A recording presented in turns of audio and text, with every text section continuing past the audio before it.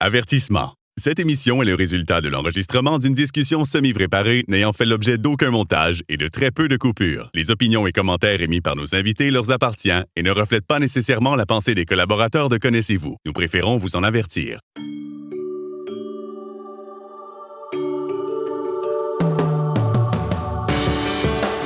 Connaissez-vous avec Martin Chouinard.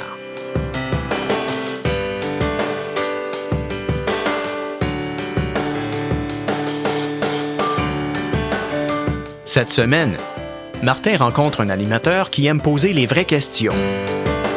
Kevin Breton.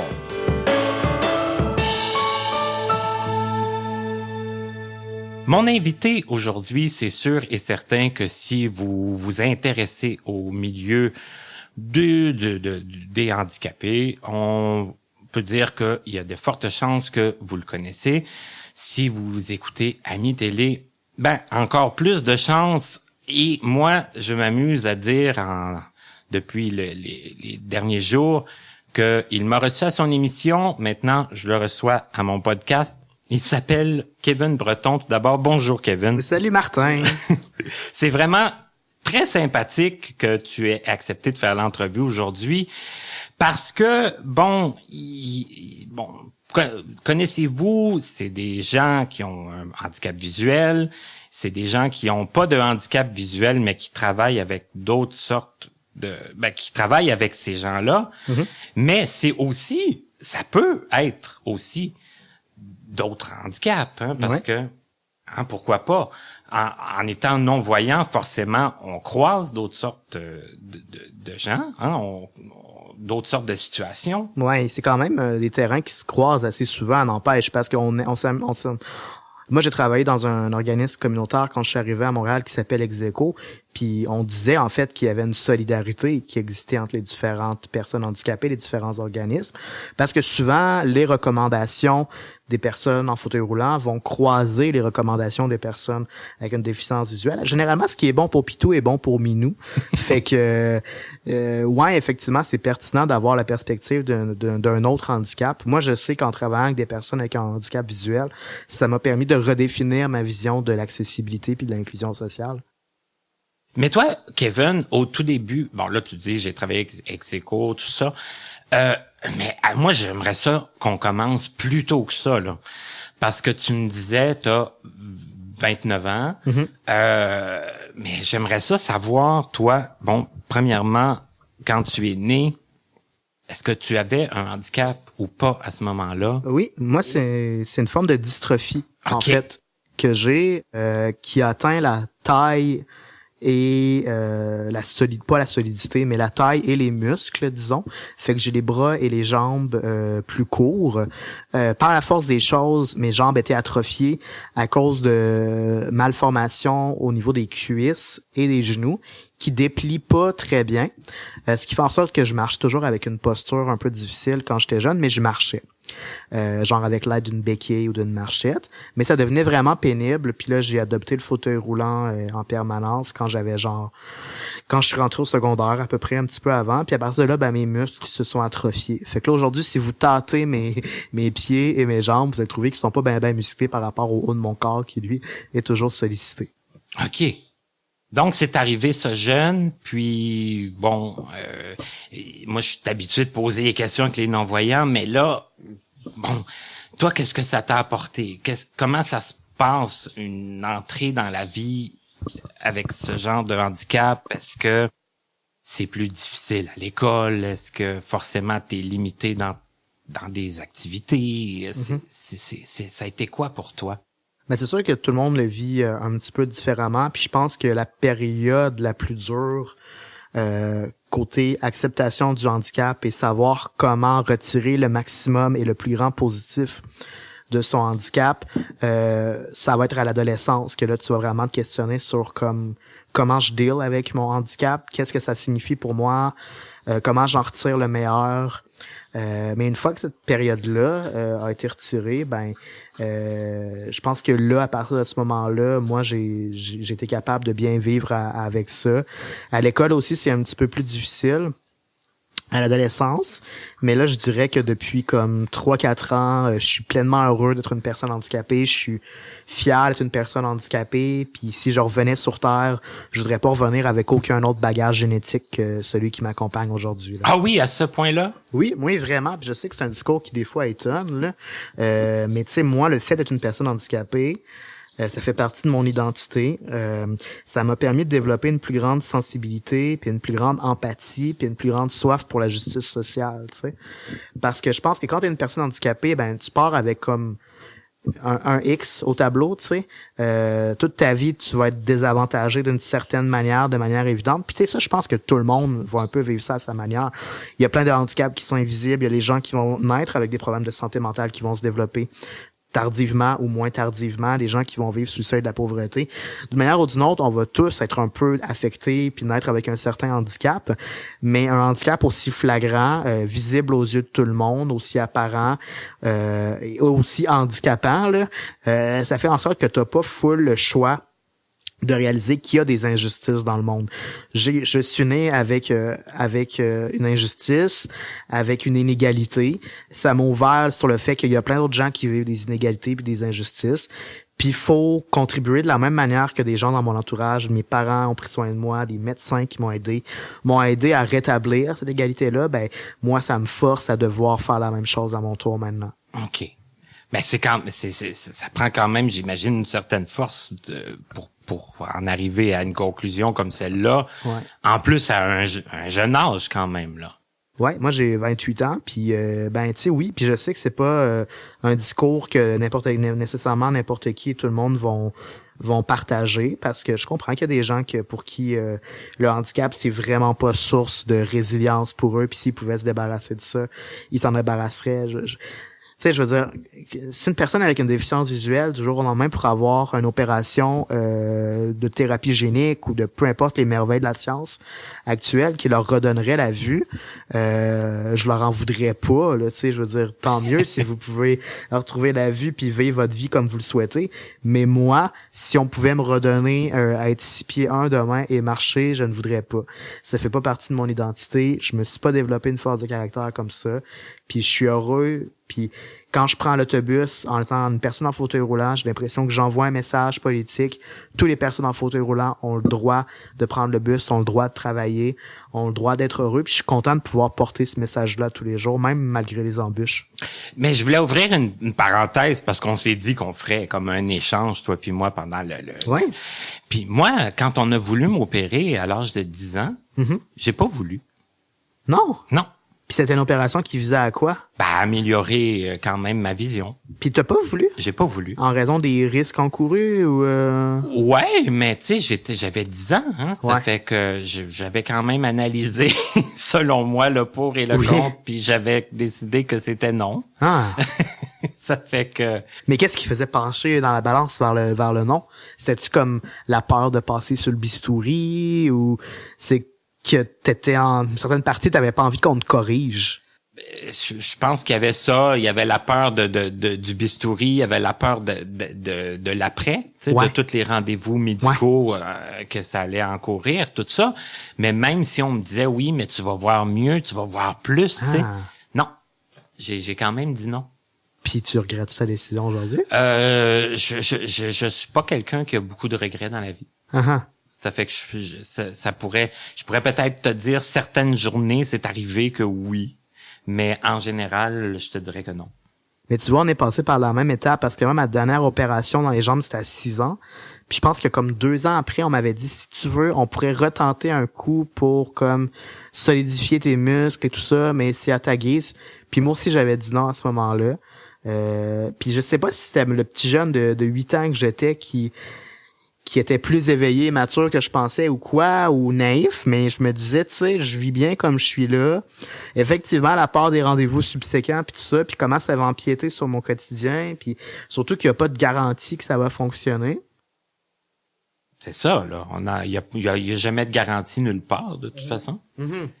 Puis, on a eu des médecins qui nous ont permis de choisir aussi, tu sais, parce que c'est pas nos parents qui ont comme décidé. Exact. Ça, c'est tough quand même, hein, tu sais, comme les opérations quand t'es jeune, là.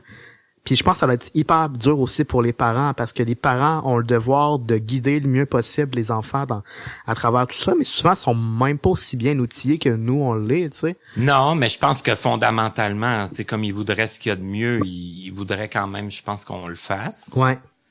Mais tu vois, toi, on est deux là assis autour de la table qu'on a décidé que non.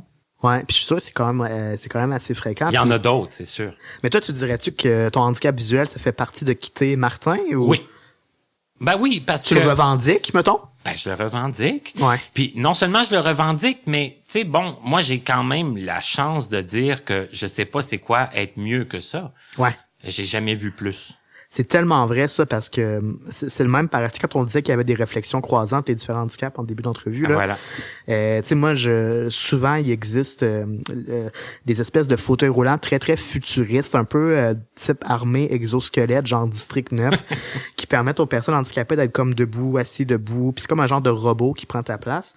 Puis les gens qui, comme tu disais, là, qui, eux, ont vécu mieux. Eux, ils ont eu un accident, puis du jour au lendemain, ils sont tombés en fauteuil roulant. Eux, ils aiment ça, cette technologie-là, puis ils veulent y regoûter.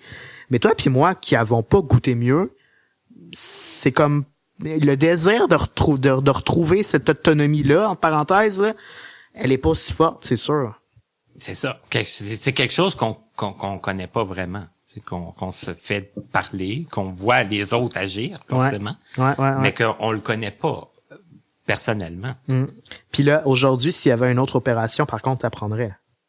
Ah, j'ai pas dit ça. Non? J'ai pas dit ça parce que je continue quand même à aller voir des spécialistes régulièrement. Et puis, ce qu'on me dit beaucoup, c'est que moi, mon œil a été accidenté quand j'étais jeune. Là, donc, c'est plus compliqué.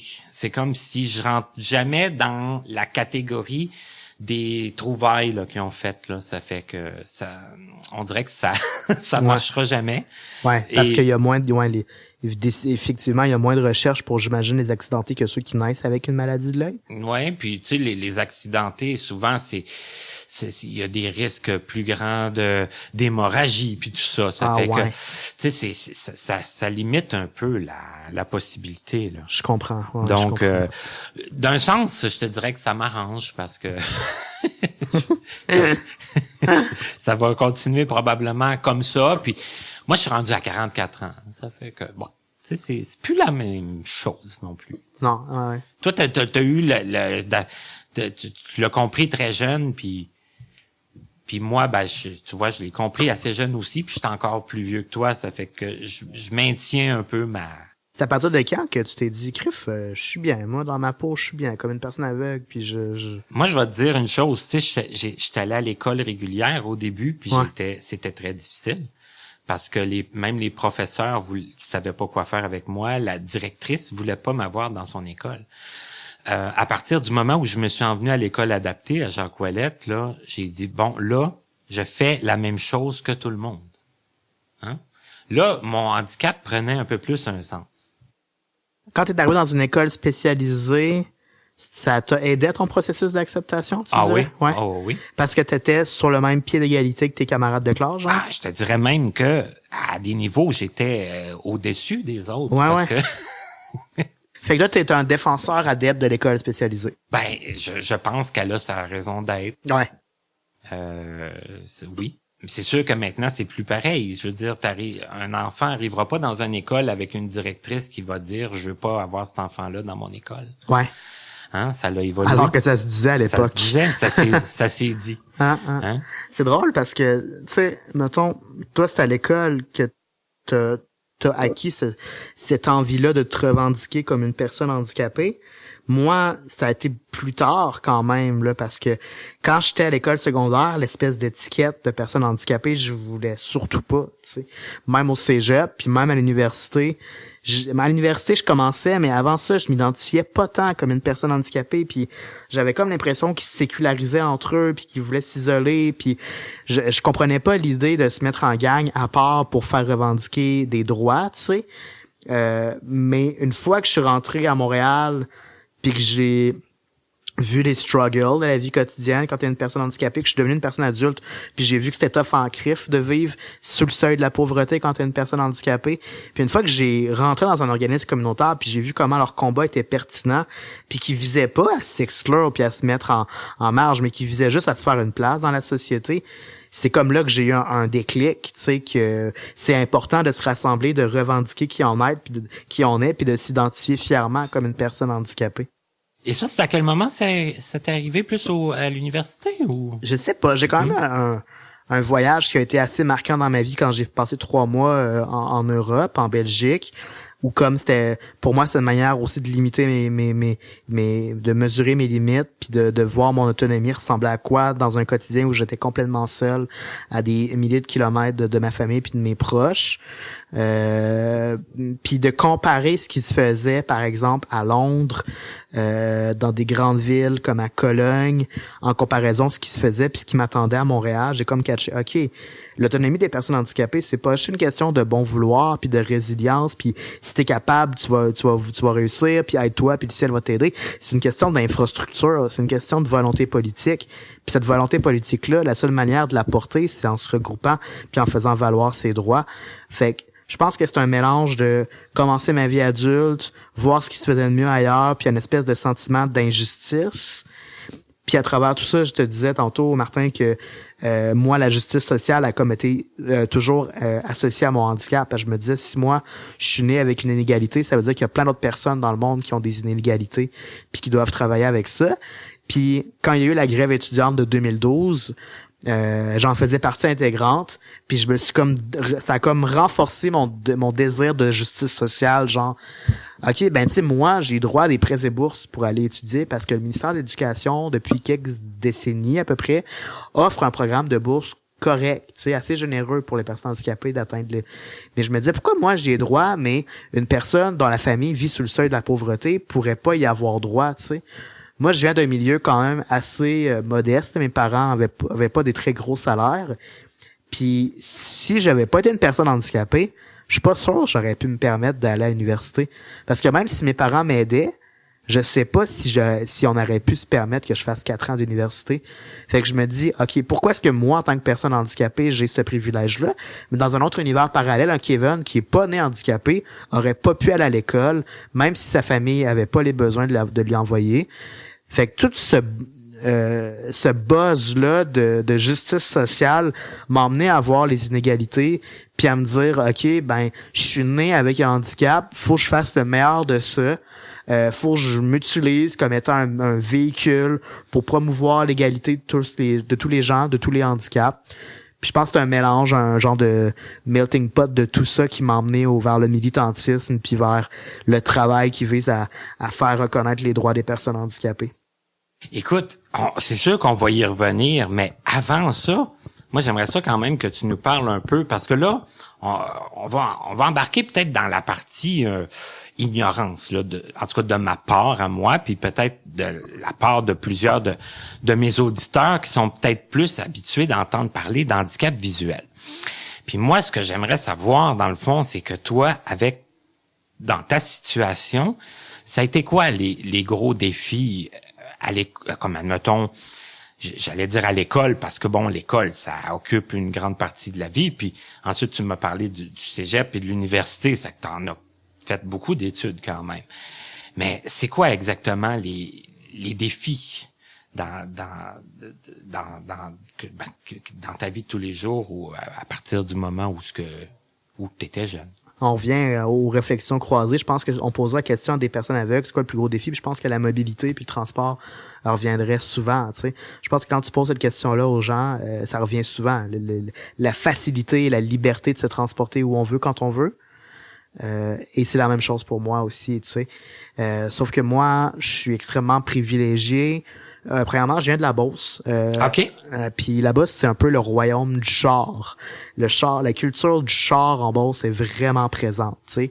Si tu veux être un homme à 18 ans, même avant ça, ton permis de conduire à 17 ans, puis à 18 ans, t'as ton char, tu sais. Fait que moi, j'ai grandi dans ça, même si je suis pas un gars qui est du tout allumé par les autos. mes chums de gars avaient des chars. Fait que pour moi, c'était important d'avoir un char. C'était important d'avoir mon permis de conduire jeune. Fait que j'ai vraiment harcelé et poussé mes parents pour que rapidement, ils m'achètent un auto. Tu sais, c'était comme mes parents. Ils ont travaillé super fort pour que je puisse adapter mon auto, me payer mes permis de conduire, payer mes assurances, payer mon auto et tout ça. Ce qui fait en sorte que j'ai eu un auto vraiment rapidement dans ma vie, ce qui m'a permis d'être autonome quand j'allais au cégep, de me trouver une petite jobine d'été, de payer mes études et tout ça. Sauf que à Saint-Georges-de-Beauce, si t'as pas de char, le transport adapté, bonne chance. À mon époque, ça n'existait pas, c'était juste pour le transport médical. J'aurais été dépendant de mes parents qui auraient été me porter au cégep. J'aurais peut-être pu avoir juste un cours à 3h l'après-midi, mais passer la journée là parce que c'était mon seul lift, tu sais. Fait que le fait que j'ai un certain degré de mobilité qui me permettait de conduire, le fait que je suis né dans un milieu quand même favorisé, somme toute avec des parents qui m'ont payé un auto, ça m'a enlevé une très grosse embûche, tu sais. Puis je suis conscient que pour bien des gens, des personnes en fauteuil roulant, c'est ça le plus gros problème, c'est d'un, d'être capable de conduire, puis de deux, d'avoir accès à des ressources financières pour se payer un auto, parce que non seulement faut que tu te payes un char, mais pour qu'il soit adapté, puis pour que la SAQ accepte de rembourser les adaptations, faut que ce soit un char neuf, parce qu'ils vont pas adapter un char qui est une vieille minoune, parce qu'ils veulent pas adapter un char qui sera plus bon dans 4 ans, tu comprends? OK. Fait que t'as pas le choix de t'acheter un char de l'année, tu sais, quand t'es jeune. Puis ça vient avec des responsabilités, ça vient avec des assurances et tout ça, tu sais. Fait que Dieu merci, moi mes parents ont vite catché que oui, c'est un gros investissement, un char, sauf que ça m'a permis de faire l'aller-retour à Sherbrooke une fois de temps en temps pour aller étudier là-bas. Toutes les fins de semaine, je revenais en Beauce, ça m'a permis d'aller travailler dans un concessionnaire auto pendant 4 ans où je travaillais toutes les fins de semaine. Ah oui, t'as travaillé dans un concessionnaire auto? Chez Saint-Georges Toyota et c'est Saint-Georges GM. OK. J'ai travaillé là tout mon cégep, même 2 autres étés après là, ça payait mes sorties puis quelques affaires là, j'étais comme téléphoniste puis réceptionniste là, je prenais des rendez-vous au téléphone pour des changements d'huile, ce genre de patente là. Fait que quand même pour quelqu'un qui était pas comme un amateur de voiture. C'est drôle hein, mais quand je dis que c'est la culture du char à Saint-Georges, c'est ça. Mais fait que ouais, la mobilité, c'est comme super important là après ma barre. Puis sinon ben, je pense qu'il y a l'espèce de stigmate social qui quand même persiste et existe autour des personnes handicapées, comme quoi ben si t'es une personne handicapée, t'as moins de chances de réussir dans la vie que si t'es une personne non handicapée. Il y a plus de chances qu'on te prenne en pitié, qu'on te prenne en charité et tout ça. Ça, c'est une image qui est difficile à se défaire. Tu sais, partout où je suis allé, on m'a un peu sous-estimé, tu sais, mais moi je me suis beaucoup alimenté de ça, le fait qu'on pensait que je serais pas capable de faire X, pas capable de faire Y, tu sais, prove them wrong. Ça a comme longtemps été mon mantra dans la vie là, je vais leur prouver qu'ils ont tort, puis ça m'a vraiment souvent motivé. Sauf que je comprends que pour bien des personnes, ça peut être pesant, puis lourd, puis difficile de se défaire de ce stigmate-là, tu sais. Moi, je suis conscient que j'étais privilégié à travers tout ça, puis oui, il y avait j'ai quand même bûché dans la vie, j'ai quand même travaillé, mais j'ai été quand même super privilégié de venir dans un milieu où ma famille m'a beaucoup aidé. Puis je pense que je suis né avec un certain talent qui me facilite beaucoup la chose, tu sais. J'écris bien, je m'exprime bien, fait que ça a été facile pour moi de me trouver des jobs, mais je comprends que c'est un talent qui se développe pas facilement sur le coin d'une table, tu sais. Fait que moi je me dis que ce talent-là, ben il faut que j'en fasse bon usage. Tu sais. En effet, parce que sinon, c'est sûr que quelqu'un qui aurait pas eu ces talents-là, c'est un peu plus compliqué encore, là. Mm-hmm. Mais là, toi, quand t'étais à l'école, en classe, ouais. T'étais en fauteuil? Pas vraiment au primaire, en fait. Ouais, jusqu'en 5e année. Je pense que j'ai adopté mon fauteuil roulant en 5e année, mais juste à temps partiel. Tu sais, c'était une relation ouverte. Je me promenais à pied avec des béquilles, des affaires de même. J'avais une démarche qui était vraiment pas aisée. Là, je me déplaçais avec une main sur le genou, en me tenant la hanche, en faisant des petites courtes distances. Fait que ça marchait pas très bien, surtout qu'au secondaire, ben là, il y avait des longs corridors à traverser, tout ça. Fait des grandes distances. Des grandes distances. Puis, question de posture, tu sais, comme à un moment donné, j'ai réalisé que le fauteuil roulant, non pas qu'il cachait mon handicap, mais qu'il le rendait, je sais pas trop comment le dire,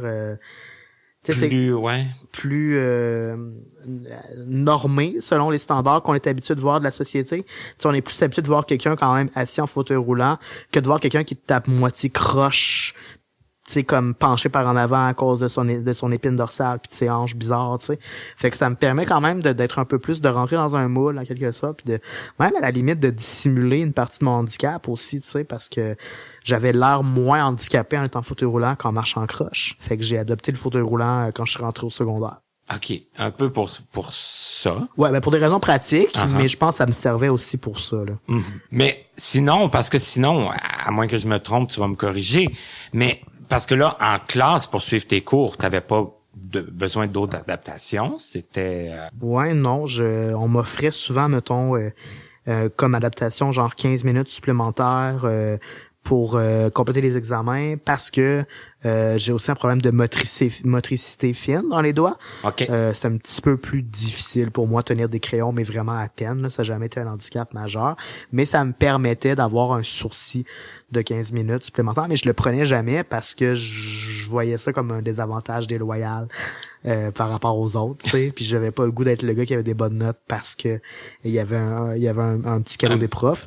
Mais en fin de compte, j'ai jamais eu de bonnes notes nulle part, jamais à l'école. Fait que ça Non, t'étais pas... Non. Non? J'étais vraiment poche. J'étais poche toute ma vie à l'école, au primaire, au secondaire. Au cégep, à l'université, je pense que la meilleure note, c'était B+. J'ai vraiment jamais été bon. J'étais bon en français, j'écrivais bien, mais je faisais beaucoup de fautes d'orthographe. J'avais beaucoup d'imagination, j'avais des belles tournures de phrases et tout ça, mais je faisais plein de fautes d'orthographe, fait que je perdais tous mes points. Maths puis en sciences, c'était un désastre total, là. J'ai vraiment pas la bosse des maths. L'éducation physique, ben c'était pas ma force non plus, tu comprendras, ni musique. Fait que j'étais pas bon dans aucun domaine en classe. L'université, il y a comme 2-3 cours où je me débrouillais, mais j'ai jamais été un premier de classe. Éducation physique, il réussissait à te faire des choses quand même? Oui, un peu. Pas au secondaire. Au secondaire, j'étais exempté. Au primaire, on me mettait un petit peu comme des fois à côté, des fois un peu inclus. Au cégep, j'étais censé genre faire de la musculation, genre suivre un programme. J'étais obligé de faire ça, mais je le faisais pas. Je remplissais n'importe quoi dans ma fiche. Puis, je veux dire, ça me tentait pas. Je comprends pour vrai, tu sais, la volonté du ministère de, ok, oui, même une personne handicapée devrait être capable de... Peut faire trouver une activité qu'elle est capable de faire, là. Puis je comprends que le prof devrait aussi avoir la responsabilité d'adapter son plan de cours pour ces personnes-là et tout ça. Sauf que moi, ça me motivait pas du tout de faire ça. Fait que je le faisais à moitié, puis de reculons, puis en grognant un peu, mais je l'ai fait pareil. Mais tu sais, comme quand t'es au cégep, t'es un petit peu rebelle, là, puis genre, j'étais un peu un rebelle sans cause au cégep, fait que je me cherchais des causes. C'est bon, pareil, un rebelle sans cause. Et là, bon, mais là, quand t'es allé au cégep quand même, ou à la fin du secondaire, t'avais une idée de ce que tu voulais faire dans la vie? C'était... Oui. La même chose que toi, Martin, on se l'est dit avant que les micros ouvrent. Je voulais faire de la radio. J'écoutais Mix 99.7, qui est le poste commercial à Saint-Georges, puis j'aimais ça, faire de la radio. J'aimais l'attrait de genre parler aux gens, mais j'aimais aussi l'espèce d'anonymat de... Puis c'était avant mon processus d'acceptation de mon handicap. Fait que je me disais, OK, je suis comme, là, mon handicap paraît zéro, on va me juger pour mes qualités seulement et mes défauts seulement, tu sais. Fait que j'ai longtemps voulu faire de la radio. Avant ça, quand j'étais au primaire, je voulais être ambulancier, mais on m'a vite fait comprendre que c'était pas mon domaine. Après ça, je me suis tourné vers... j'ai une petite phase d'astronaute, d'astronaute, puis après ça, ben j'ai voulu devenir animateur de radio. Ouais, parce que là, si t'avais pas la bosse des maths puis des sciences, c'est ça. là... je pillais pas vraiment de navette adaptée non plus jusqu'à présent à la maison. Ouais. Ça, peut-être t'aurais pu travailler là-dessus directement. Oui, j'aurais pu adapter la première navette. Hein? Who know. Sait-on jamais. Et là, la radio, est-ce que parce que bon, là, moi, je sais pas tout, là, j'ai pas fait une étude sur toi. Là, t'es rendu à Ami Télé, mais avant ça, est-ce que t'avais fait de la radio ou est-ce que tu... Ben, j'en ai fait un petit peu, genre... au cégep puis à l'université, des radios universitaires. Serge Langlois, directeur général à CFAC, a été la première personne à me donner un micro, puis j'étais tellement nerveux du fait que je parlais sûrement à 6 personnes là, dans la radio à CFAC, la radio étudiante de Sherbrooke, mais ça me stressait. Mais j'aimais tellement ça, faire ça, là, j'aimais vraiment ça. Puis je pense que quand je parlais tantôt de Prove Me Wrong, là, quand j'étais au secondaire puis que je disais... aux orienteurs que je voulais animer à la radio, pas qu'on me décourageait, mais on trouvait que c'était un peu ambitieux pour une personne handicapée de faire de la radio. Puis effectivement, le poste de radio à Saint-Georges, il était pas accessible en fauteuil roulant, tu sais. Puis quand je leur disais que je voulais être journaliste sportif, on me disait ouais, mais là la galerie de presse au Centre Bell, elle est pas accessible, tu sais. Puis tu sais, si t'aimes ça écrire, pourquoi tu deviens pas commis de bureau ou secrétaire ou une affaire de même. Et moi, l'orienteur m'avait vraiment envoyé vers ça. Fait que quand je faisais de la radio à CFAC, je me disais OK, là j'étais à l'université. Je sais pas ce qui m'attend après après mon diplôme, mais j'anime déjà une émission de radio étudiante. Je le fais pas pire, je me débrouille bien. Fait que juste ça m'a rempli de fierté, puis ça m'a dit OK, je veux continuer à toute ma vie à avoir au moins une tribune quelconque, que ce soit à la radio, à l'écrit ou à la télé. Je pensais jamais un jour animer à la télé, là. Ça c'était comme genre pas du tout dans mes fantasmes les plus fous, mais l'occasion s'est présentée quelques années plus tard, là.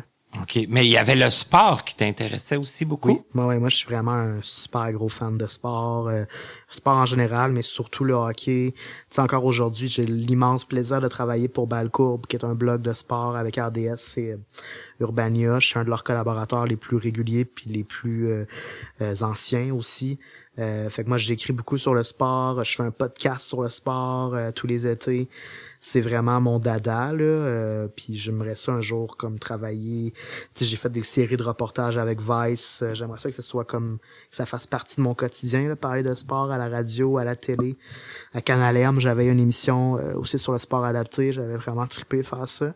Fait que oui, tu sais, c'était dans mes ambitions d'être journaliste sportif. Aujourd'hui, je suis heureux de pas faire ça parce que je suis content, tu sais, c'est un métier noble, là, être journaliste sportif, sauf que je suis content d'avoir d'autres cordes à mon acte et de ne pas seulement parler de millionnaires qui courent après une rondelle de hockey, tu sais. Je suis content de donner un autre sens à ma vie, mais je suis vraiment aussi content de savoir que ça fait partie quand même de mes sidelines en ce moment. OK. Et là, Ami Télé, comment c'est arrivé ça dans... Je travaillais chez après avoir travaillé chez Execo, moi c'était un remplacement d'1 an pour un remplacement. Je suis parti quand la responsable des COB est revenue. Puis je me suis ramassé après ça à chercher de la job. Je me suis mis sur le chômage. Fait quelques entrevues, ça marchait pas tant. Puis finalement, j'ai fait une entrevue à Canal M avec Luc Fortin qui animait là. Je parlais de mes articles que j'écrivais dans Urbania sur le handicap. Puis là, la directrice de la radio là-bas, Louise Vien, elle a dit, OK, là, moi, j'ai un poste qui s'ouvre. T'aimerais-tu ça postuler? J'ai dit oui, je vais postuler. C'est chargé de communication. Fait que je m'occupais du site web, des pages Facebook et tout ça pour Canal M. Je faisais un petit peu de radio sur le site. Fait que j'étais super content vu que la radio, ça a toujours été un de mes médiums préférés. J'ai travaillé là moins d'1 an. Et puis, à un moment donné, j'ai fait un projet. D'ailleurs, à ta droite, Martin, tu vois peut-être pas parce qu'on est dans mon appartement, là, mais il y a une grande muraille, une mosaïque, avec les 68 stations de métro de Montréal et 68 personnes qui sont affectées de près ou de loin par l'inaccessibilité du métro, le manque d'ascenseur et tout ça. Il y avait aussi des personnes avec un handicap visuel qui sont parties. C'est un expo qui s'appelait À la porte, qu'on voulait faire pour parler de l'accessibilité du métro. Ça avait attiré l'attention d'une recherchiste chez Ami Télé qui s'appelait Annie Verret, qui m'a convoqué pour une entrevue. J'étais avec Luc, encore une fois, Luc Fortin. Puis là, Ami Télé a appris que j'existais. Puis ils sont venus me chercher du Canal M, m'ont fait passer une entrevue. Je pensais vraiment pas avoir cette job-là parce que j'avais jamais fait de télé de ma vie. J'étais jeune, j'étais stressé.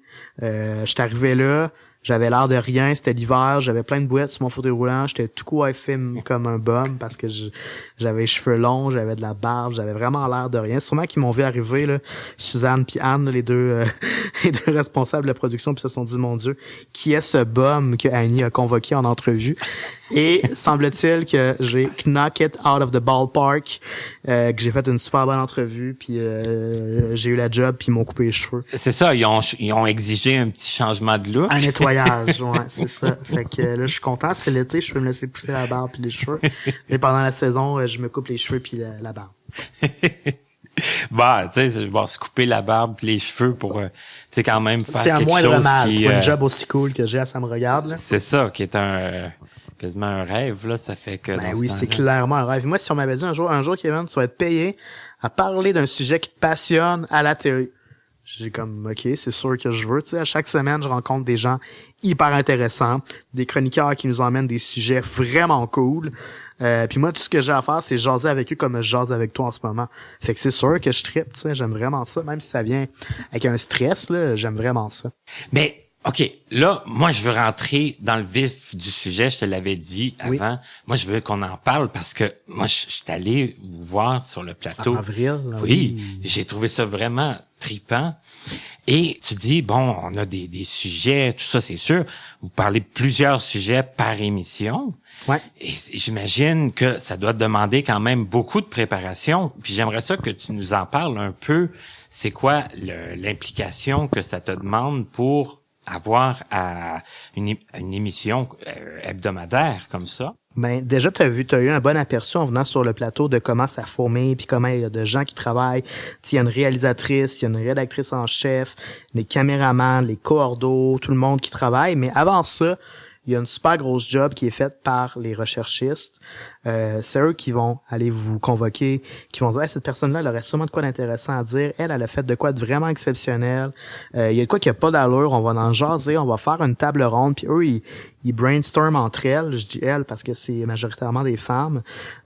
Puis ils nous pondent une fiche de 3-4 pages avec questions-réponses. C'est quoi les points à retenir, des lectures complémentaires si on va aller plus loin. Puis moi, je reçois ça une semaine avant en réunion de prod. Je reçois une semaine avant, je lis les fiches, j'ai des questions, on va en réunion de production. Si j'ai des questions, je les pose. On en discute, des fois, on peaufine l'angle, on le redéfinit, on dit, OK, cette entrevue-là, c'est ça, je veux qu'il ressorte. Cette entrevue-là, ben, si on gardait telle personne invitée sur le plateau pour l'autre bloc, ça serait le fun, ça ferait une discussion intéressante. On modèle le show ensemble. Je reviens chez nous, je relis mes notes une fois ou deux. Puis pour chaque invité, je me dis, OK, j'ai pas besoin de retenir tout ce qu'il y a sur la fiche, mais chaque invité, moi, il y a 2 trucs que je veux qu'il ressorte de l'entrevue. Genre, tu sais, tel truc, je trouve ça intéressant quand il dit ça. Puis moi, je vais lui poser cette question-là puis savoir ce qu'il pense de ça. Puis je vais emmener telle statistique qui nos téléspectateurs vont aimer savoir, mettons, ou tel fait ou telle anecdote. Je me garde 2-3 trucs en tête. Je laisse faire le reste. Puis quand la personne arrive sur le studio, j'ai déjà ingéré le contenu des fiches de recherche. Je sais un peu qu'est-ce que la personne a fait, qu'est-ce qu'elle pense, mais j'essaie de mettre ça un peu de côté puis de me concentrer sur la personne qui est devant moi. Jaser avec elle from the scratch, comme si je connaissais pas grand-chose, en ayant en arrière-tête les 2-3 trucs que je veux qu'ils ressortent à un moment donné dans l'entrevue. Puis je jase avec. Puis de même, j'essaie de faire le meilleure entrevue possible qui va mettre en valeur l'invité, puis qui va être informatif pour la personne qui va prendre le temps de nous écouter, puis qui va rendre hommage au travail de recherche qui a été fait par mes collègues. Parce que moi, quand je vous écoute, premièrement, vous êtes 2, hein, ouais. C'est que faut que vous vous entendiez un peu quand même sur les questions que vous allez poser. Ouais. Oui. Puis il faut que vous, tu sais, je veux dire, tu disais, bon, c'est des sujets intéressants, tout ça, mais ça peut pas tout non plus nous intéresser au même niveau, c'est ça que je me dis. En tout cas, moi, j'aurais peut-être des fois de la misère à aller. Ben, c'est sûr. Des fois, il y a des sujets que ça vient moins faire toucher une corde, ça vient moins faire vibrer des cordes en moi, tu sais. Mettons, moi, j'aime bien des dossiers qui sont affaires publiques. Tout ce qui est politique municipale, politique provinciale et tout ça. J'aime tout ce qui est sport aussi, j'aime vraiment ça me fait triper. La techno aussi. Il y a d'autres sujets qui me font moins triper, tu sais, des trucs un peu plus psychologiques, c'est moins mon dada, tu sais. Mettons comme avant quand je co-animais avec Christine Rousseau, elle aimait beaucoup ça, lire et parler de psychologie. Moi, ça me branche un peu moins, tu sais. Mais il faut quand même que tu ouvres tes valves puis que t'acceptes de te faire informer sur un sujet que tu connais pas, tu sais. Puis il y a aucune entrevue que j'ai faite que je me suis dit OK, j'ai rien appris de cette entrevue-là. Des fois, c'est des trucs dont je me doutais puis que ça vient juste confirmer. Mais à chaque fois, j'ai eu une discussion intéressante avec les gens. Puis des fois, c'est juste d'avoir la personne sur le plateau qui est super contente de venir nous parler d'un projet que son fils ou sa fille a fait ou d'un projet scolaire qui a eu lieu quelque part ailleurs sur Skype. Puis que je me dis OK, il y a donc bien beaucoup d'êtres humains, le fun à travers la planète qui ont le plaisir de juste venir jaser avec nous d'un projet qu'ils ont fait puis qui sont contents de le faire. Fait que moi, même si le projet me rejoint pas personnellement, ben je suis juste content de parler à un humain qui a une réalisation, qui en est fier, puis de pouvoir mettre en valeur cette réalisation-là. À chaque fois, je suis content. Même si c'est pas un projet qui m'inspire particulièrement, ou même des trucs dont je suis pas nécessairement en accord. Des fois, il y a des trucs que comme moi, ma vision va à l'encontre de tout ça. Mais Crime, c'est une émission de télé démocratique. On peut mettre tous les points de vue qui existent. Puis dans mes questions, je vais poser ma question. La personne va y répondre. Peut-être que je serai pas plus d'accord, mais ça va avoir été dit, puis les gens vont pouvoir se faire leur opinion après. Fait que ça m'intéresse ou non, que je sois d'accord ou non, j'aime vraiment ça, jaser au monde. Puis les gens qui viennent sur le plateau sont tous super contents d'être là. C'est une ambiance le fun. On est dans une cuisine puis on jase de handicap. C'est tellement le fun que même si c'est un sujet que j'aime pas full, ben j'en retire quand même un plaisir. Puis souvent, ben je peux m'appuyer sur ma co-animatrice qui a des intérêts complémentaires aussi. Tu sais, quand on parle de cuisine, ben Véronique Vézina est pas mal plus calée que moi pour en parler. Quand on parle de feu sonore, je vais y laisser le plancher. Je vais peut-être poser une question ou deux, mais c'est clairement elle l'experte, tu sais. Fait que on se complète bien. Puis le fait que ce soit une formule à deux, ça sert bien le propos puis ça sert bien le téléspectateur. Mais formule à deux, t'as changé quand même de co-animatrice récemment. Est-ce que c'est un gros... c'est-tu comme un gros tournant, ça, changer de co-animatrice comme ça? Oui, c'est sûr. Parce Puis je pense que t'as même fait une semaine ou deux tout seul, parce que... Ouais. Oui, j'ai fait une semaine ou deux tout seul. J'ai vu ça. Puis oui, c'est un gros changement dans la forme parce que, ben, tu sais, d'abord, les sujets qui vont intéresser les deux co-animatrices seront pas nécessairement les mêmes, mais aussi tu développes des espèces de codes avec ton langage corporel sur quand est-ce que tu veux intervenir, quand est-ce que tu vas faire signe à la personne que tu veux poser une question, comment la personne gère son temps. Ben, c'est différent d'une personne à l'autre, tu sais. Fait que oui, c'était une adaptation, mais en même temps, Véronique Vézina, elle est tellement informée de ses dossiers que je sais que je peux la lancer sur n'importe quoi. Elle va être capable de rebondir. Elle a tellement de répartie, cette femme-là. Elle connaît tellement bien ses dossiers. Elle a un excellent sens de l'humour que ça m'a vite mis en confiance que peu importe où est-ce qu'on s'en va dans l'entrevue, elle va me suivre. Puis comme l'enregistrement va bien se passer, puis si elle sait pas la réponse, elle va dire « je sais pas la réponse », mais 9 fois sur 10, elle sait la réponse. Fait que je peux lui donner des cols, je peux l'emmener où je veux, elle va le faire avec le sourire. Fait que ça a vraiment facilité la transition. Ça fait une belle complicité rapidement, puis... Ben, c'est à toi de me le dire. Est-ce que... Oui. Trouves-tu qu'on s'en sort bien, Véronique et moi, je trouve que vous en sortez bien, mais là, je te demandais plus ton point de vue à toi. Moi, oui, j'adore vraiment ça, travailler avec Véronique, là. J'aimais aussi vraiment ça, travailler avec Christine aussi, là. J'ai comme vraiment été choyé, là, ces deux femmes dont j'apprends beaucoup, là. Tellement des femmes passionnées puis des ardentes défendeuses de l'autonomie des personnes handicapées que je peux juste en ressortir grandi en parlant avec elles. Et quand tu as été tout seul, ça a dû être spécial aussi? Oui, mais j'ai aimé ça aussi, tu sais, j'ai moins souvent été dans des co-animations, comme à la radio, je faisais plus ça tout seul. Fait que là, c'est quand même vraiment partagé. Tu sais, j'ai déjà eu des tables rondes, mettons mon podcast de sport. Bon, oui, il y a un animateur, mais on est 4 panélistes, fait que c'est plus comme jasette de taverne, mais là, on est 2. Fait qu'on veut s'assurer qu'il y a un certain équilibre. Tu sais, si t'es 4, puis qu'il y en a un des 4 qui parle moins, c'est pas grave. Mais si t'es 2, puis qu'il y en a un des 2 qui parle moins, ça paraît en maudit, tu sais. Fait que, mais quand j'étais tout seul, ben, tu sais, c'est sûr que tu sais ce que tu t'en vas, puis tu sais, je peux pas lire dans la tête de ma co-animatrice. Fait que je sais à peu près qu'est-ce qu'elle veut poser comme question. Mais je peux pas le savoir entièrement non plus, puis dans l'ordre dans lequel elle va faire. Fait que quand t'es tout seul, c'est sûr que c'est plus facile, mais c'est moins le fun. Il y a quelqu'un qui m'a dit, Kevin, que tu avais une très grande mémoire, en plus. J'imagine que ça aide quand on a beaucoup de recherches. Qui t'a dit ça? Ça? Qui t'a dit ça? Quelqu'un. Juste savoir c'est qui. Quelqu'un que... Une autre émission que vous avez faite. Mais là, je suis bien trop curieux, Martin, tu peux pas me dire ça. Puis en plus, je retiens full de fierté à ma mémoire. Ben, c'est vrai que t'as une bonne mémoire dans ce cas-là. Je pense que oui.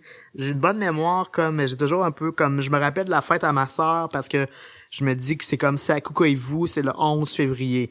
Fait que comme Coucou-et-vous, c'était le numéro 11. Fait que j'ai une bonne mémoire, mais une mémoire un peu sélective. Puis comme je me rappelle des statistiques de Yua Lin puis de Mark Streit avec les Canadiens, mais des fois, j'ai de la misère à me rappeler mon code accédé, là.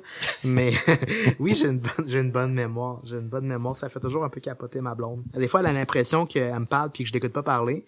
Puis là, comme 4 jours après, je vais dire, tu sais, quand tu m'as dit que telle personne avait fait telle affaire en telle date. Puis là, t'as une belle mémoire, Kevin. Oui, j'écoute quand on me parle. Puis j'ai une bonne mémoire. Voilà. Mais c'est pratique, certain, parce que, bon, on revient à Ça me regarde, parce que Ça me regarde, c'est pas en direct, hein, c'est enregistré. Ouais. Vous enregistrez, je pense, même 2 émissions dans la même journée, c'est ça? Exact. Une le matin, une l'après-midi. C'est quand même, c'est du stock, là. Ça fait, 10 entrevues par jour, ça, là. Oui. Mais comme c'est pas en direct, il y a toujours des petites pauses entre les blocs.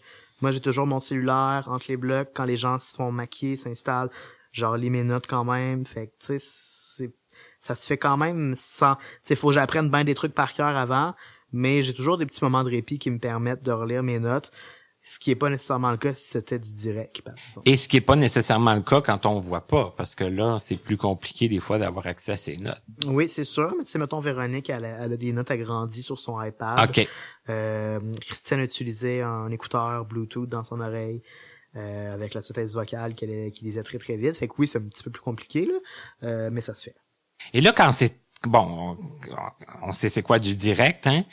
Mais quand c'est enregistré, est-ce que ça prend vraiment comme une grosse gaffe pour que ce soit repris, ou si ça peut être repris de façon... Oui, ça prend quand même une assez grosse gaffe. Là, je te dirais, de manière générale, on essaie de faire ce qu'on appelle du live to tape. Fait qu'on fait comme si c'était un direct, mais on l'enregistre, puis on le présente tel quel. Fait que ça donne une espèce de feel live.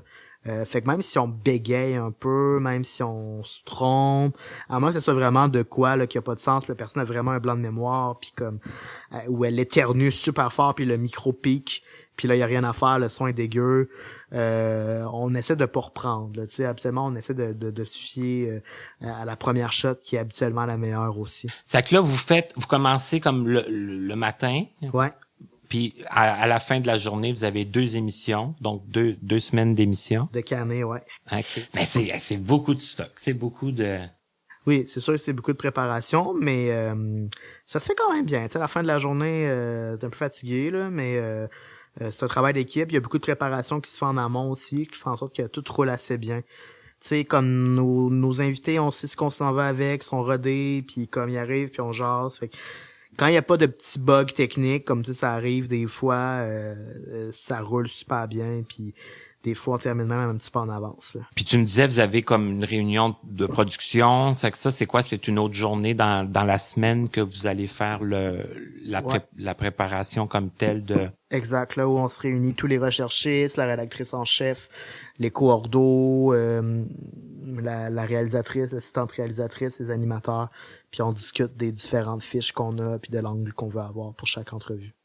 Ben moi, en tout cas, Kevin, tu m'impressionnes. Sérieusement, là, quand je t'entends, puis que t'as l'air toujours intéressé, t'as l'air toujours au courant de tes dossiers. Merci. Bon, merci, j'ai su que t'avais une très bonne mémoire, ça aide, c'est sûr. Mais moi, je veux savoir c'est qui. Dis-moi c'est qui a dit ça. On va parler de Mission Accessible, là, qui est une autre émission que t'as faite. Oui. Avec 2 personnes, hein, puis peut-être qu'il y en a un des 2 qui m'aurait dit que t'avais une bonne mémoire. Ah, c'est Damien. Tu l'as-tu interviewé pour Connaissez-vous? Bien sûr. Ah, il est sympathique en Damien. Bien sûr qu'il est sympathique. J'ai vraiment aimé ça travailler avec lui. Est-ce qu'il aimait ça? J'ai pas écouté l'épisode. Est-ce qu'il aimait ça, son expérience de télé à Mission Accessible? Ben, je pense que quand on a fait Connaissez-vous, il l'avait pas encore fait. Ah, il avait pas encore commencé. Non. Il était pas OK.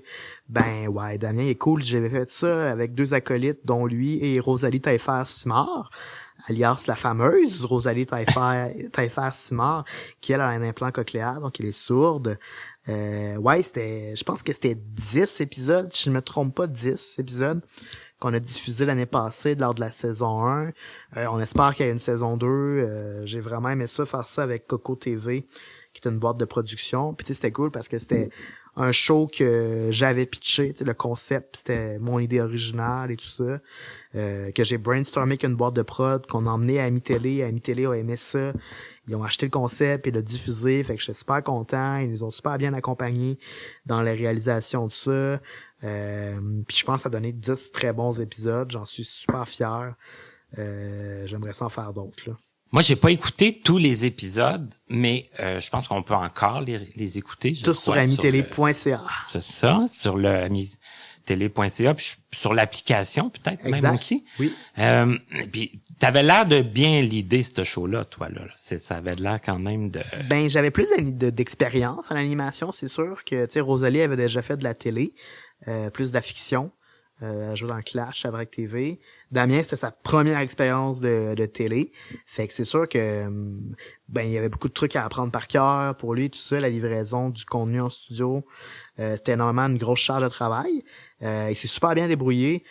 Surtout dans les entrevues, là, quand on le lâchait lousse dans la nature, Damien pour aller faire des entrevues avec des intervenants puis remplir des missions. Il y a une aisance puis un contact facile avec l'être humain. Là, Damien, faut dire qu'il est travailleur social. Fait que il était super bon, super spontané, beaucoup de répartie, beaucoup d'humour. Puis Rosalie, ben elle est super drôle cette fille-là, elle est super joviale, elle a tellement d'énergie, elle était game de tout faire, elle a fait de l'escalade, du soccer. C'était tellement drôle de la voir aller. Elle a fait une mission que j'ai adorée en cinéma pour parler de sous-titrage dans les cinémas.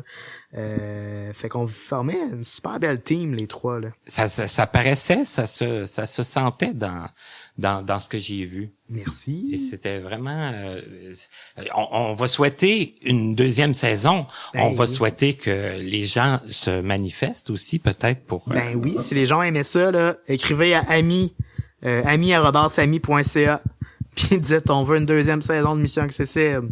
Puis là peut-être qu'on va avoir une deuxième saison de Mission Accessible. Parce qu'Ami, c'est quand même assez nouveau au Québec. Hein. Ça date de quoi, de fin 2014, si Je pense que c'est exactement ça. C'est ouais. ça, hein? Genre 2014, peut-être 2013, là. Mais en tout cas, dans ces eaux-là. Dans ces eaux-là, ça fait Ouais. pas 10 ans, là. Ça Non. fait pas si longtemps. Et c'est un poste qui a sa raison d'être, hein, je crois. Oui, puis d'ailleurs, le CRTC donne raison à ce que tu dis parce que leur mandat, leur licence a été renouvelée encore pour encore 4 ou 5 ans, je sais plus exactement. Mais ça démontre que les gens sont attachés à Ami Télé, aiment le contenu qu'on leur offre, trouvent ça pertinent. Fait que le CRTC ait renouvelé la licence, moi je trouve ça cool. Là. Ça nous encourage à continuer à toujours faire du meilleur contenu à chaque semaine puis à chaque jour pour les personnes avec un handicap puis leurs proches. Parce que moi, je travaille avec dans la compagnie où je travaille, point par point, je suis pas mal le seul non-voyant.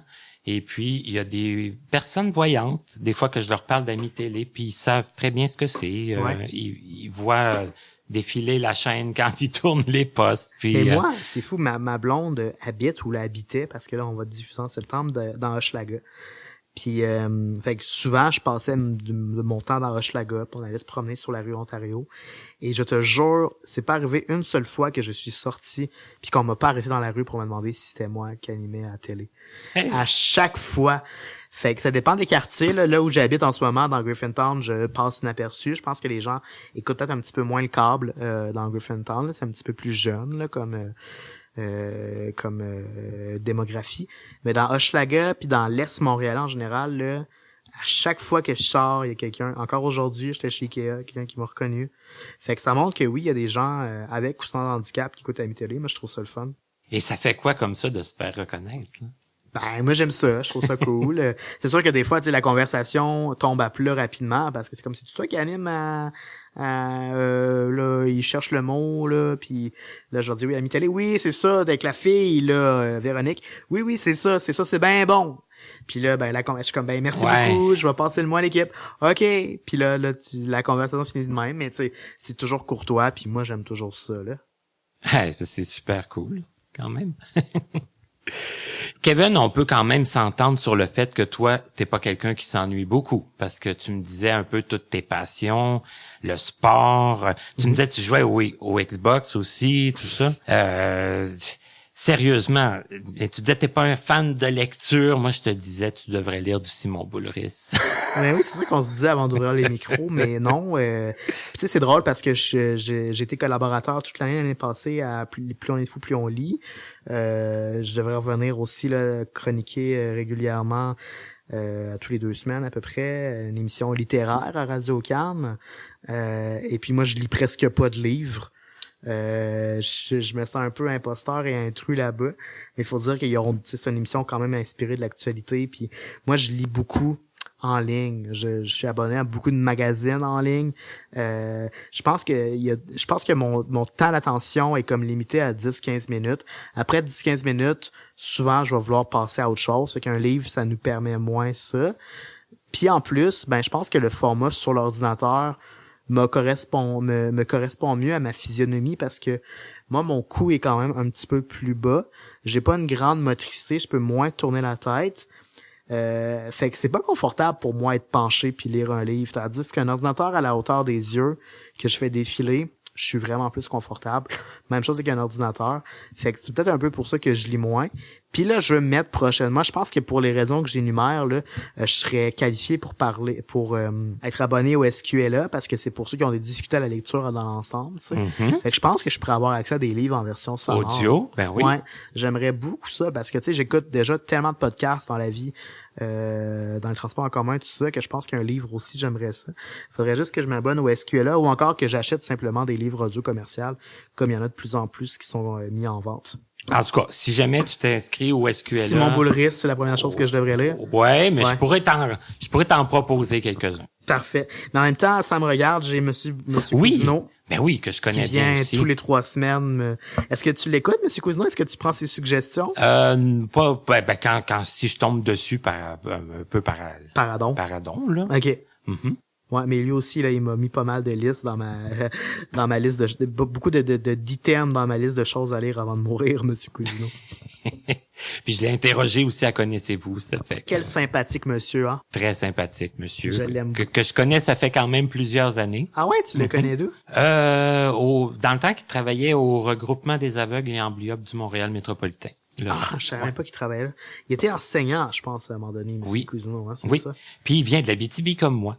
Ah, pour vrai! Oui. Je savais qu'il venait de l'Abitibi, je savais pas que toi, tu venais Oui. de l'Abitibi. Où en Abitibi? Moi, je viens de Lassar. Est-ce que t'es fier des Huskies de Rouyn-Noranda? Oui. Ils ont gagné la Coupe Mémoriale. Ben oui, c'est pas rien. Hey, c'est hot, là, ça, là. Moi, je suis jamais allé en Abitibi, puis j'étais fier des Huskies pour ça, là. Regarde, un autre objectif, c'est d'aller en Abitibi. De venir en Abitibi. J'aimerais ça, pour vrai. Il y a plein de parties du Québec que j'ai pas vues. Puis, une grosse partie du fleuve aussi que j'ai pas vu. J'ai pas vu Percé, fait que... Ouais. C'est fou quand même quand on pense ça parce que tu disais que t'aimes voyager, que tu voyages pas autant que tu voudrais, tout ça. Moi, au Québec, j'ai pas voyagé beaucoup. Ouais. Tu sais, j'étais allé à New York, j'étais allé à Boston, j'étais allé 2 fois en France, puis il y a encore plein de places au Québec Moi aussi, que je coupable. suis jamais allé. Moi aussi, je suis coupable. J'ai vu Gaspé, j'ai vu comme Rivière-du-Loup. Mais tu sais, je viens de la Beauce, j'ai étudié à Sherbrooke, fait que j'ai vu quand même, tu sais, ma blonde, elle vient de l'Ontario, fait que j'ai vu l'Est québécois, l'Ouest québécois, puis l'Est ontarien beaucoup. Mais il y a bien des villages du Québec que j'aurais aimé voir, que j'ai jamais vu. Mais tu me disais que t'es allé à Boston. Belle ville, non, Boston? Moi, j'ai vraiment aimé ça. Moi, j'ai adoré. Tout le monde capotait beaucoup sur New York. Hein. Moi, j'avais fait des voyages organisés. Ouais. Et là, tout le monde disait, le monde va à New York, puis après, ils vont à Boston. C'est comme en voulant dire, Ouais. une fois qu'ils ont fait New York... Je pense que moi, j'ai plus aimé Boston. Mais tu sais, j'ai quand même aimé New York. T'es allé dans quel coin? T'étais-tu sur Manhattan? Ah oui, on a fait toutes les principales. Fait que t'as vu Brooklyn? Ouais. Brooklyn, j'ai bien aimé. J'ai aimé ça New York, mais c'est chaud. Ça sent pas très bon. Il y a du monde. On dirait que tous les mauvais côtés de Montréal sont là à New York, mais sont amplifiés. Il y a aussi des trucs que je trouve très cool, là. Puis il y a tout le romantisme de New York qui est très fort, là, qui est évoqué surtout grâce aux séries télé et tout ça. Puis comme l'espèce d'idée plus grande que nature.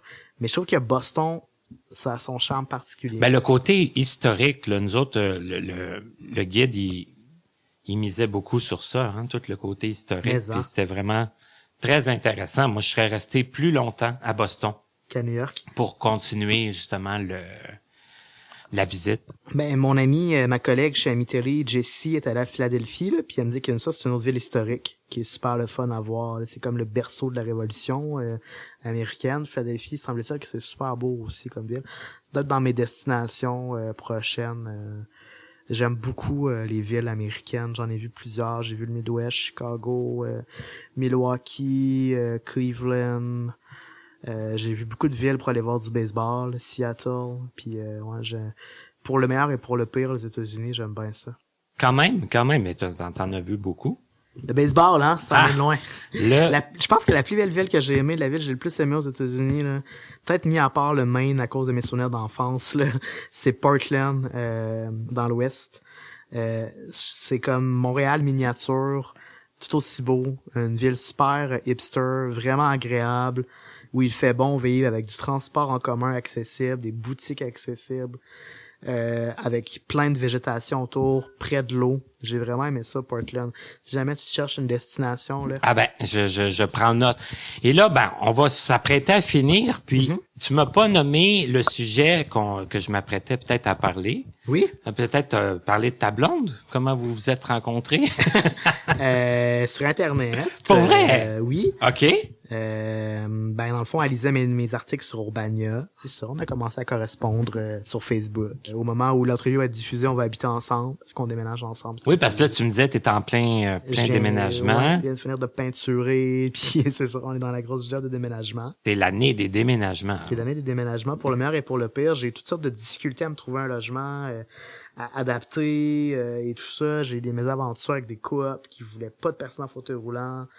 Ben là, je suis heureux, je me suis trouvé une place. Ah oui, ça existe, ça. Des des coops qui ne veulent pas de personnes en fauteuil roulant. Je pense que la personne qui gérait les inscriptions était pas très au courant de la Charte des droits et libertés, parce que on m'a clairement dit non, il n'y a pas de personne en fauteuil roulant parce que ça risque, avec des fauteuils roulants trop gros, d'abîmer les murs. D'abîmer les murs, ben oui. J'ai pas porté ça plus loin, mais ça, c'est clairement un cas de commission des droits de la personne directement. Ben, tout à fait. Ben je l'ai pas mené là parce que c'est une coopérative, puis je comprends que la personne dans la coop, tu sais, moi je travaille dans une coop, je sais que souvent on travaille bénévolement, puis on n'est pas nécessairement au courant de tout, fait que là, on veut bien faire, on se met un pied dans la bouche, je veux pas nuire à une coopérative non plus, fait que j'ai laissé filer ça, mais ouais, ça m'a montré qu'il y a encore bien du chemin à faire avant de faire reconnaître les droits des personnes handicapées.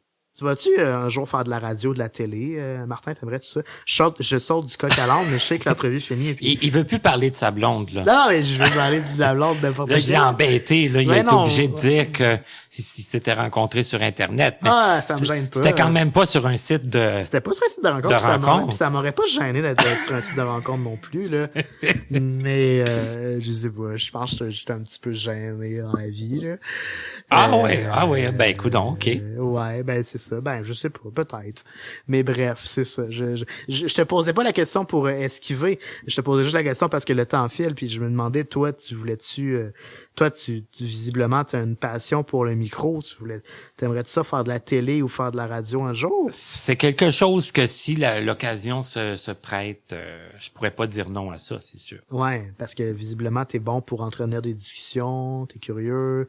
T'as une voix qui est agréable à entendre aussi, tu t'exprimes bien, un bon français, beaucoup de culture générale, bref, t'as pas mal toutes les caractéristiques. Et là, c'est toi qui vas me gêner, là. En tout cas. On sait jamais ce que la vie nous réserve. Moi, je sais que dans le début de 2019, ce qui a été vraiment agréable, ça a été d'aller justement faire mon petit tour chez Amiteli. J'ai fait un reportage avec Jessie. Ben oui. J'ai même participé à un autre reportage sur c'était mon patron là qui avait fondé Point par Point, puis ils sont venus, puis ils lui ont parlé, puis ils m'ont parlé à moi aussi. Okay. Ils m'ont demandé c'était comment se faire engager par quelqu'un d'autre qui est non-voyant, tu sais, puis moi j'ai dit sur le fly là, c'était pas prévu vraiment, il dit je vais te poser une question, puis ils ont dû aimer ma réponse parce ils l'ont gardé au montage. Ils l'ont gardé au montage. Ça veut dire qu'elle va être bonne. Mais là, je te pose des questions peut-être que je me mêle pas de mes affaires, mais tes podcasts là, oui. T'aimerais pas ça mettons les diffuser à plus large échelle? Tu sais mettons Canal M qui a ce mandat là, tu fais quand même un produit final de qualité pas mal professionnel. C'est un format d'à peu près 1 heure. Genre, t'as-tu déjà pensé les mettre à la disposition de radio? C'est sûr que on pense à beaucoup de choses, hein. Pour l'instant, moi, je produis, j'essaye de trouver une grande panoplie de gens qui sont intéressés. Puis après, en tout cas, on verra. Il y a pas de porte fermée, il y a pas de... On sait pas. Connaissez-vous, c'est un projet que j'ai parti comme ça, que j'ai mis sur pied, puis j'espère qu'il va aller le plus loin possible. Je te le souhaite, Martin. Alors voilà. Et là, on dirait quasiment que c'est toi qui es rendu l'animateur. Chasse naturelle, il reviendra au galop. Il s'ennuie de la pause là qu'on devrait même pas trop mentionner parce que au moment où vous allez l'entendre, Ça me regarde va déjà être revenu. Oui. C'est vrai, on est de retour en ondes de début septembre. C'est les samedis, à moins qu'il ait changé la case de diffusion. Je pense pas les samedis. Écoutez-nous, ça nous fait plaisir. Si vous avez des commentaires, des suggestions, des trucs que vous aimeriez dont on parle, n'hésitez pas à nous écrire. Allez sur amitélé.ca, ami@ami.ca. On est super ami@amitélé.ca, dis-je bien. On est super à l'écoute. On aime ça en fait avoir des commentaires des gens. Fait que si vous en avez, écrivez-nous. Puis merci d'être là, puis merci de l'invitation, Martin. Un gros merci à toi, Kevin, puis en tout cas félicitations pour tout ce que tu fais pour Ami Télé, pour la communauté, pour toutes nous autres qui vous nous informez, c'est très intéressant en plus. C'est bien gentil. Donc voilà.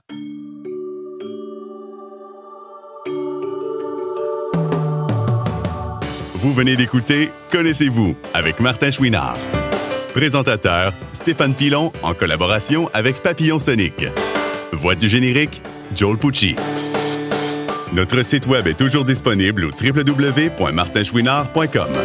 Notre adresse courriel est connaissez-vous2017@gmail.com sans tiret. Nous attendons vos commentaires et suggestions. Un immense merci à la compagnie Point par Point Incorporée, l'Association des aveugles de la Rive-Sud, AARS, ainsi qu'au Regroupement des aveugles et amblyopes du Montréal métropolitain, RAAMM, de nous prêter gracieusement leurs locaux pour l'enregistrement de certaines de nos émissions.